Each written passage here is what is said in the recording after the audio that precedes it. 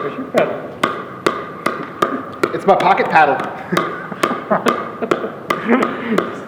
Pretty proud of that, aren't you? Okay, we're going to do an entire coffee talk. Good morning, folks. Welcome this morning. We're going to keep passing it back and forth. Ready, You know Jeff? how annoying that will be for people listening?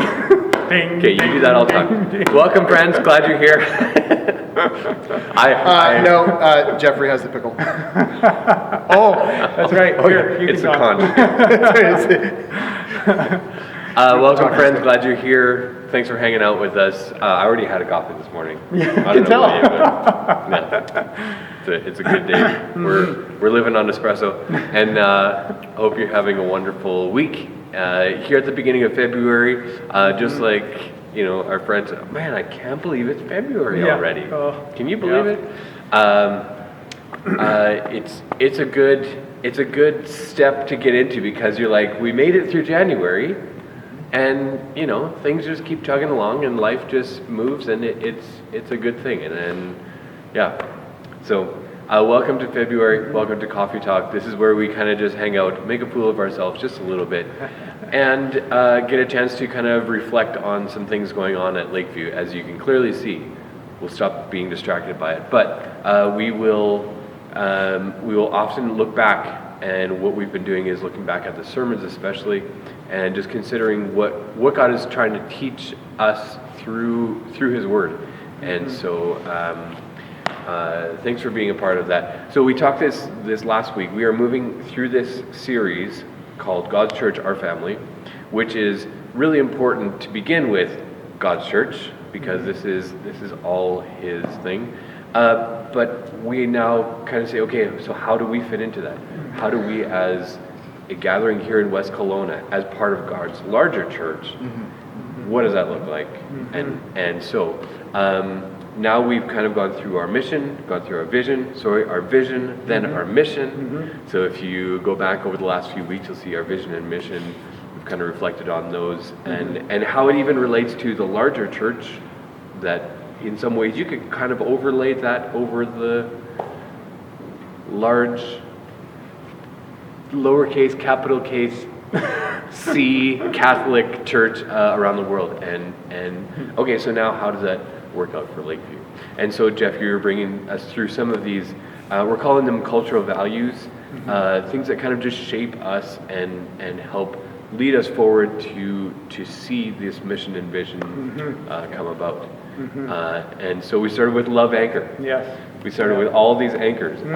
Did you get to the end of it and be like, man, how many times did I say love and how many times did I say anchored? And I want to know, actually, did anyone come up to you? I thought there was like a counter. We could tell why you couldn't move on. From? Well, because you're anchored. Tied down. That was good. I like that. Yeah. That's why we're stuck here. Let me ask you guys. I had a whole list of anchors. Can you think of any that weren't on the list? Sorry, I put you on the spot. But I just thought of it. You say anchor, and I actually thought news anchor first before. Is that what you thought before first? the ship okay. anchor? Okay. Yeah. That's why I put it. I was like, maybe some of you thought this. Yeah. And that's interesting. Yeah. You know what's really funny? I hate to admit it, but I love rock climbing, and climbing anchor wasn't the first thing I thought of. Oh. It was like the fourth or fifth thing. Yeah, it was crazy, but yeah. Chris, have you ever bent an anchor? Have I ever what now? Bent an anchor? Yeah, or broken one or anything? No. Okay. Has your dad? Sorry, Sheena's dad? No, to my knowledge, neither my dad nor my... Well, you know what, I don't want to say it's possible. Because Sheena's dad's the boat guy, so I just thought, Yeah. Well, no, that's a good thing that he hasn't, because It's possible. It's like getting a Darwin Award. entirely possible. Yeah. I will not throw it out there, but Yeah.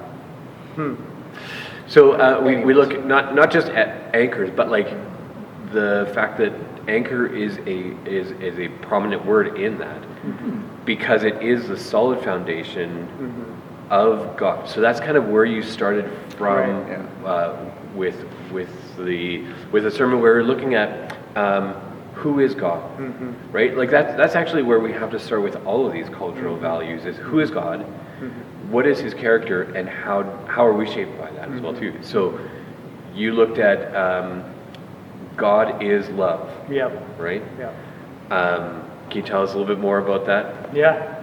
Well, if I said Kevin is love, it would be wrong, right? Right. Not just because you're not perfectly loved, but you're not perfectly loved because you can't perfectly love in and of yourself, right?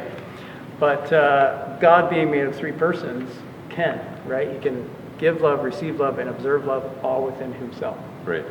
And that's one of the mysteries of God that, we, oh, my hands are all from the pedal. Wait, Kevin promised there'd be no more distractions. Made a promise. Yeah, that's right. But, that's one of the beautiful things about God. It doesn't say he is loving. Of course he is, but he's also love. Like he is love in and of. He defines love. He is love. And we only know love because he, through love, created us. Right. And in love invited us into his love.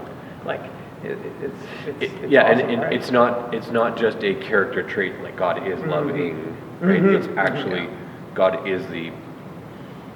I don't know if would you say definition? No, there's not a Definer, definer. author of. Like, Yeah. I mean, he's the origin of love. Like Yeah. he is love. Yeah. I'm sure there's a very important theological word that actually says God is not just loving, but God is like love itself, right?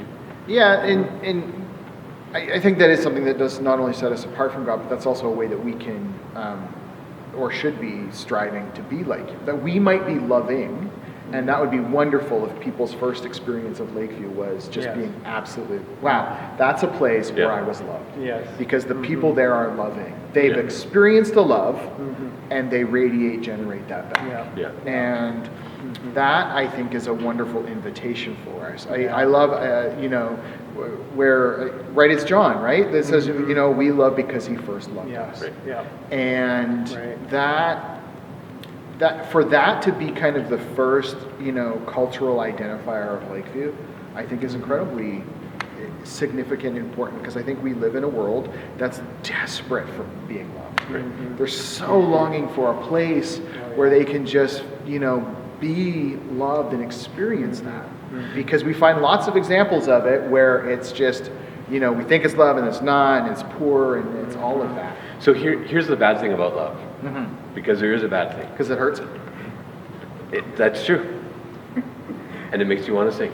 Yeah. Here's the bad thing about Yes. love: it's confusing. Because so I look at a book like Love Does by Bob Goff.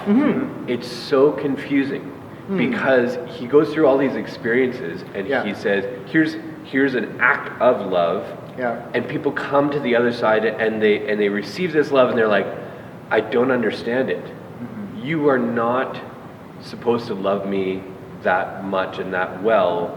I feel like I don't deserve it. That really confuses me. And then, so, when you say God is love, God is the perfect giver and receiver of love within himself. He has that, even that sense of community within himself.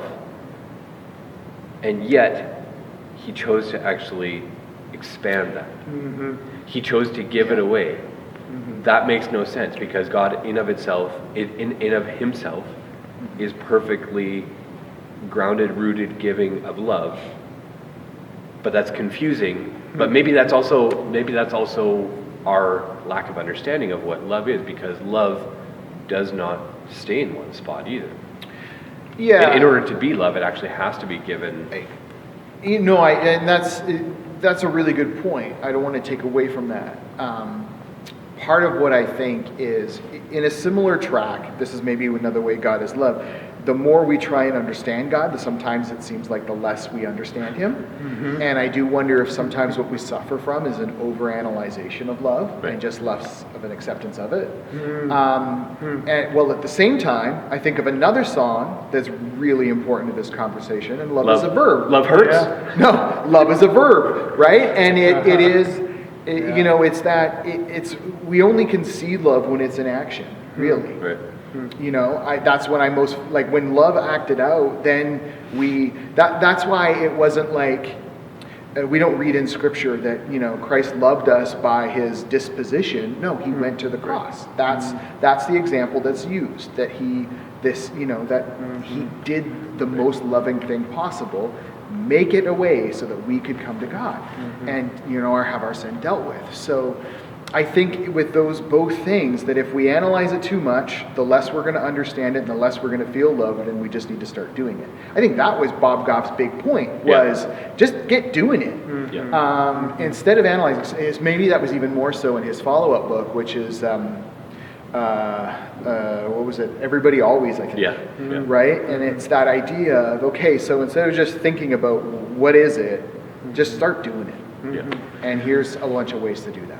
I wonder about 2 Peter, where he says, and in all of this, do your best to expand on love, and to add to that this, and to add to your faith this, and add to, right? And that, like, that sense of love also needs to, okay, here's something amazing. How can we work on that? How can we add to that? How can we expand that so that love becomes an ever-expanding circle? And that's just mind-boggling when you think about scriptures like, while we were still sinners, Christ died for us, right? Like we feel that sense of being undeserving, and yet he decided to call us sons and daughters and adopt us and redeem us, right?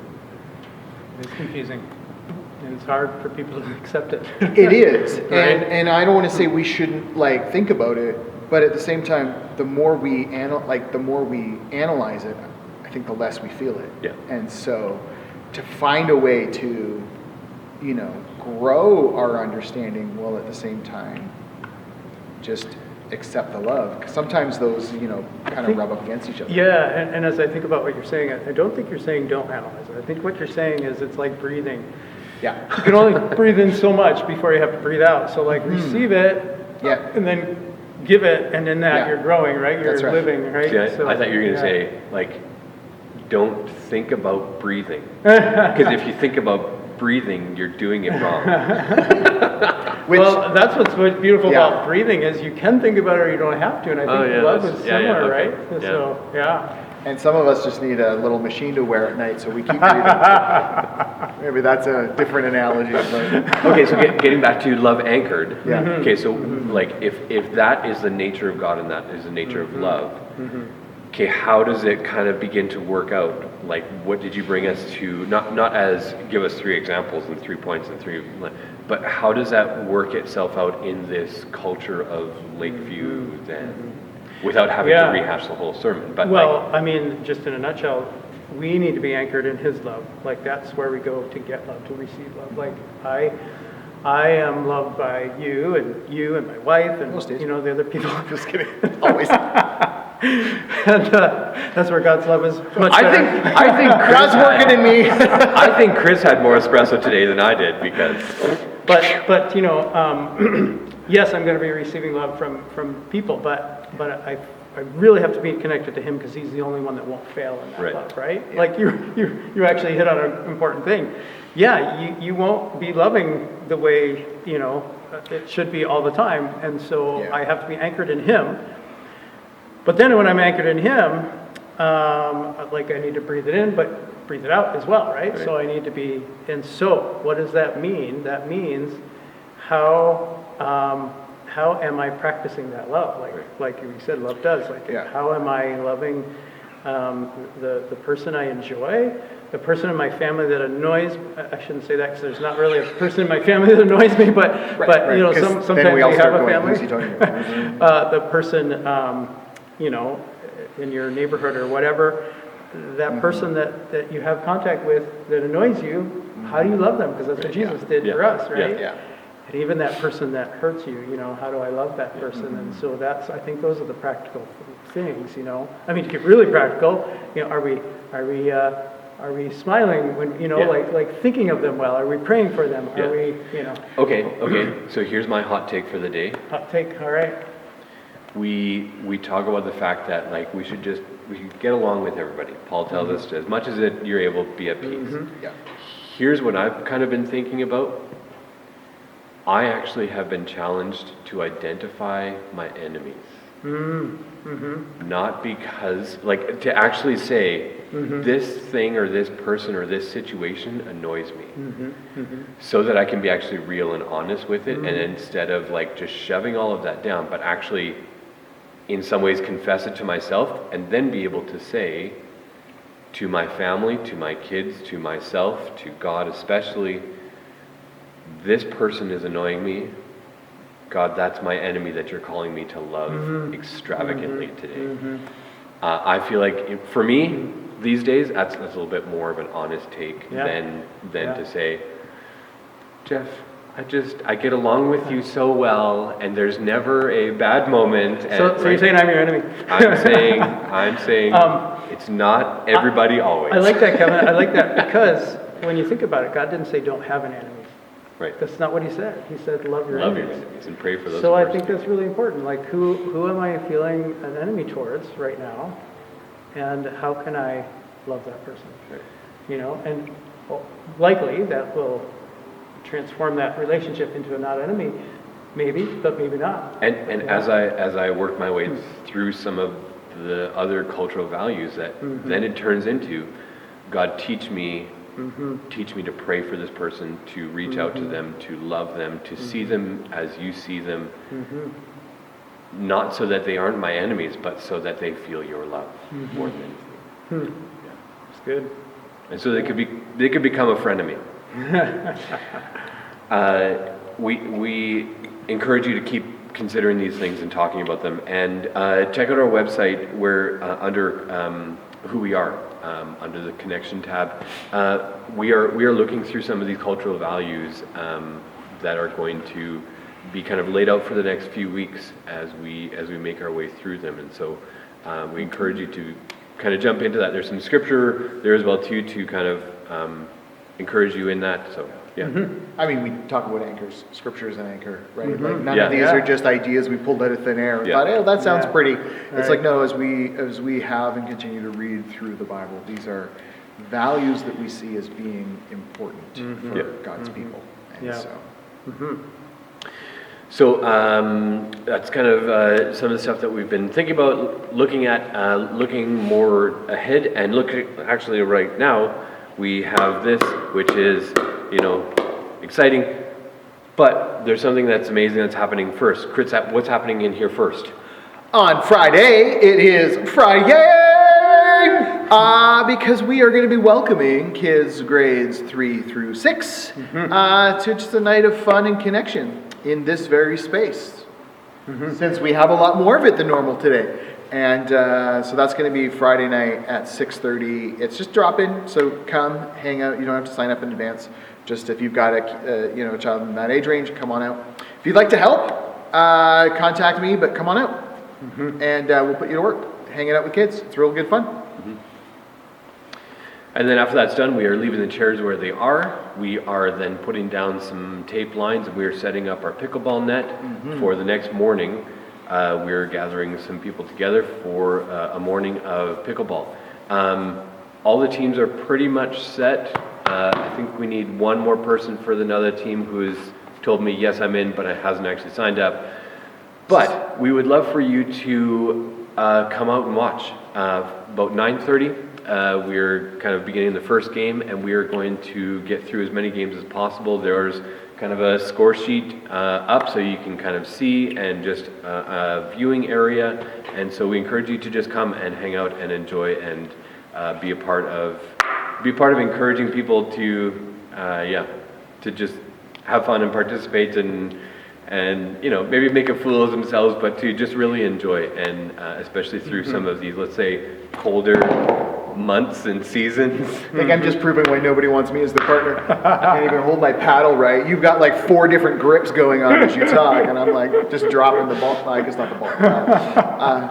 See, I thought the time when we make the most fool of ourselves is at faith night. When you talk about us as pastors making a fool of ourselves, I thought it's on the ice during the first intermission of faith night when we all have to like slide around and And that's a good play blue transition. hockey. Can you tell us about Faith Night? So the Faith Night is the annual event that Don Richmond, the chaplain of the Warriors and everything, who's dear to us, he invites all the churches of West Kelowna and a few Kelowna ones sneak into, to come together, celebrate that. Celebrate our unity together, but also just kind of grow in our information and support of the chaplaincy program with West Kelowna Warriors. Mm-hmm. So come on out. You get if you contact us by Sunday's the last day to sign up for advance tickets through the church office, so we can sit together. But contact us in the office during the day on Friday or Sunday morning. And get a ticket with our group. There's group rates, and then come on out on the 21st to the Warriors home game at Royal LePage Place. And I will say, there's actually a large group going. Oh, yeah. So, like, we've got a large Lakeview section. And that's before I sign up, because I know I got to get another me six too. for my group. Yeah. It's going to be good times. Yeah, it'll be really good. So lots to look forward to and to enjoy even where you're at today, whenever you're watching this. If you're watching it on Friday night, be praying for Friday and for Saturday morning and for things happening this weekend, and be praying for our world and all these things. Let's continue to be anchored in love and in Christ. Cool.